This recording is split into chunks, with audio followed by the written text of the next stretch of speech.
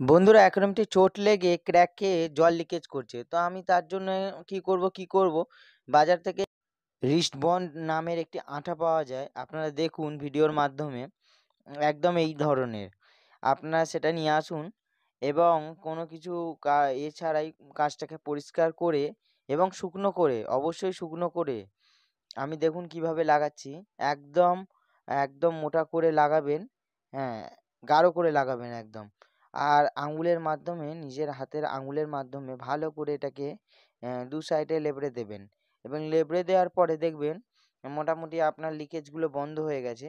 এবার আমি এর মধ্যে অবশ্যই টেস্ট করবেন। আপনারা জল ঢেলে মোটামুটি ১ দিন টেস্ট করে নেবেন জলটা লিকেজ হচ্ছে কিনা। তারপরেই কিন্তু আপনারা এর মধ্যে মাছ ছাড়বেন এবং ডেকোরেশন করবেন বা সাজাবেন। নাহলে আপনার খাটুনিটা বেকার হয়ে যাবে। ঠিক আছে? আমি এরকমভাবে ১ দিন রেখে দিয়েছিলাম।